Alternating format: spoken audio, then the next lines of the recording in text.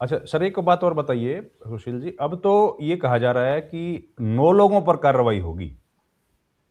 अब ये कहा जा रहा है कि जिन लोगों ने खिलाफ वोट डाले और जिनके वोट कैंसिल हुए उन पर भी एक्शन लिया जाएगा।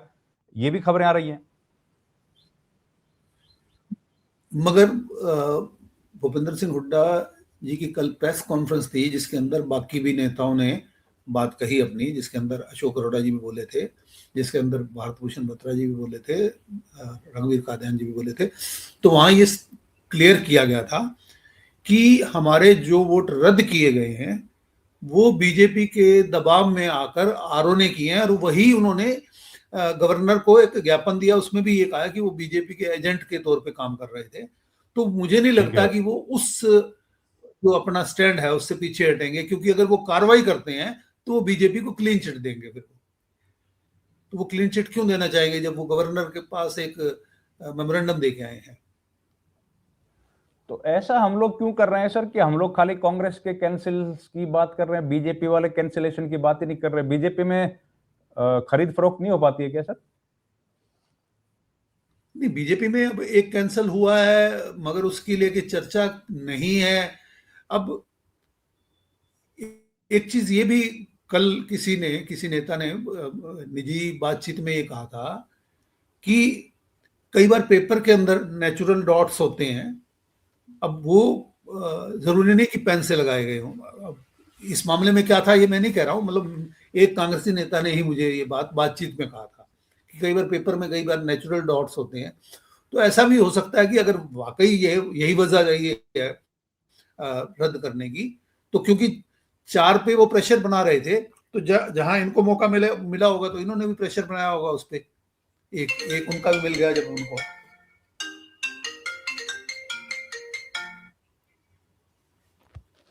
उन पे भी प्रेशर बनाया गया होगा।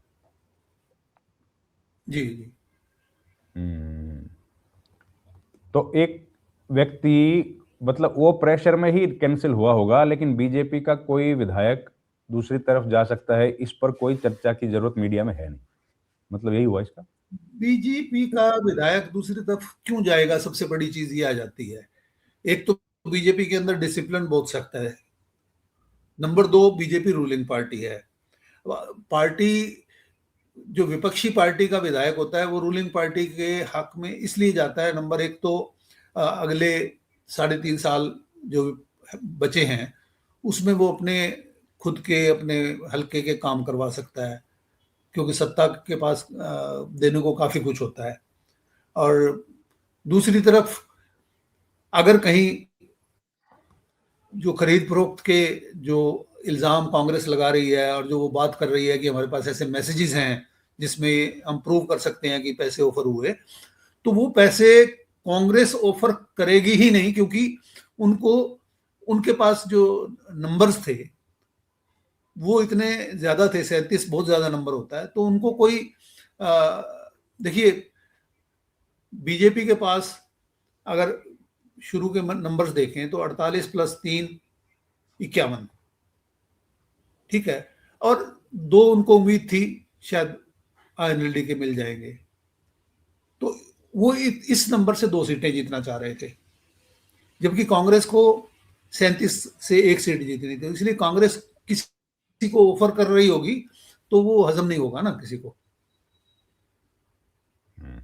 मतलब कांग्रेस किसी को पैसे ऑफर कर नहीं सकती? नहीं, कोई कारण नहीं बनता है ना, कोई कारण नहीं बनता है उसका। क्योंकि अगर आपके पास 37 एमएलए ऑलरेडी हैं और आप आप कोशिश कर रहे हैं कि किसी तरीके तक से हम मतलब उस नंबर तक तो बचे रहें कि जिससे सीट बच जाए, तो फिर उसमें वोट खरीदने की उनको जरूरत नहीं है। अगर जिस जिस तरह के पैसों की बात कांग्रेस कर रही है कि इतना पैसा ऑफर हुआ है, तो वो और फिर एक जो सेक्रेटेरिएट से रिटायर्ड कर्मचारी हैं तो उनसे जो एक शेड्यूल्ड कास्ट कम्युनिटी से भी आते हैं, तो मुझे नहीं लगता कि क्योंकि अगर मुकाबला हम सतीश नांदल जी से करें जो कि एक बड़े व्यापारी भी हैं, तो मुझे लगता नहीं है कि वो उस तरह की क्षमता भी रखते हैं कि एक बीजेपी के विधायक को ऑफर कर सकें कुछ। पहली बात तो अब सीधी सी बात है कि बीजेपी रूलिंग पार्टी है, उनका डिसिप्लिन बहुत बड़ा है। जी, डिसिप्लिन है। तो तो अब इस मुझे मामले को उसमें कहाँ कोई जाता हुआ देख रहे हैं सर आप यहाँ से?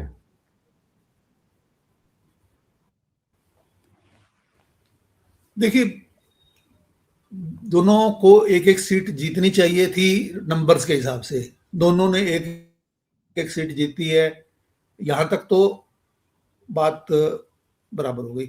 हम ये बात तो बार बार कर रहे हैं कि कांग्रेस जो है, कांग्रेस के अंदर फूट सामने आई, कांग्रेस को एक्शन लेना चाहिए, पड़ेगा, वगैरह वगैरह।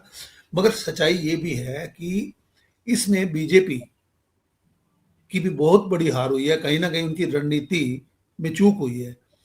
इतना कुछ करने के बाद आप बिल्कुल नजदीक आके सीट नहीं ले पाते हैं, तो आप ये मत समझिए कि बीजेपी के अंदर इसको लेके मंथन नहीं हो रहा होगा, या बीजेपी, क्योंकि बीजेपी की चीजें बाहर नहीं आती हैं हमारे पास, कांग्रेस की हमें बाहर आ जाती हैं। बीजेपी के अंदर मंथन भी हो रहा होगा, बीजेपी के जो रणनीतिकार हैं उनकी मुझे लगता है क्लास भी जरूर लगी होगी इस बारे में कि ये कमी कहाँ रही, क्यों रही, क्योंकि इतना कुछ करने के बाद अगर सीट नहीं ले पाए, और वो भी सिर्फ एक फ्रैक्शन ऑफ ए वोट, एक वोट से भी कम के फासले से, तो बीजेपी के लिए भी बड़ी रणनीतिक हार है ना। तो ये कौन है सर रणनीतिकार जिनकी क्लास लगी होगी?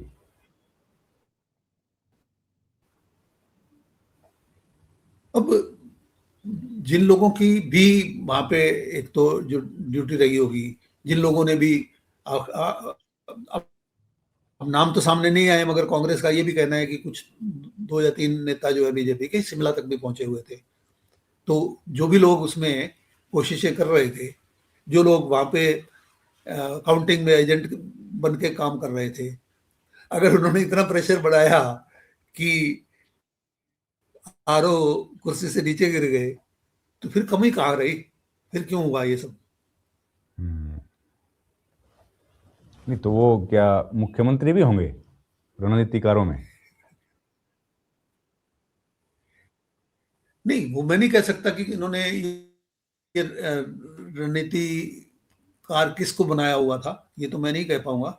बट जो भी रहे होंगे, तो बीजेपी को भी कोई अच्छा नहीं लगा होगा ना कि देखो, जब एक पार्टी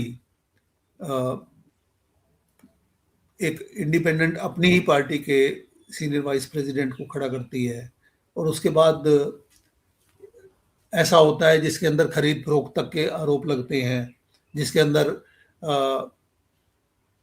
इलेक्शन प्रोसेस की रिगिंग के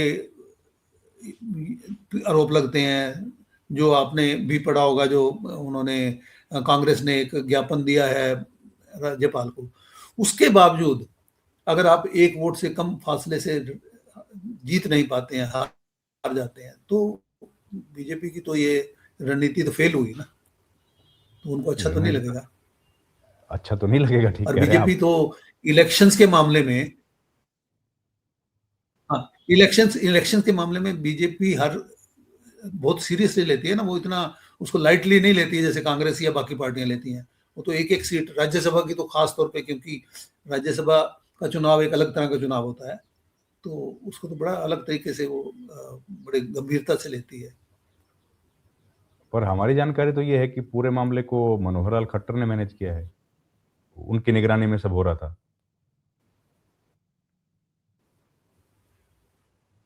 मनोहर लाल खट्टर जी भी वहां पे स्पेशल वहां पे कैंप किया उन्होंने आके, कम से कम 3 दिन तो कैंप किया उन्होंने।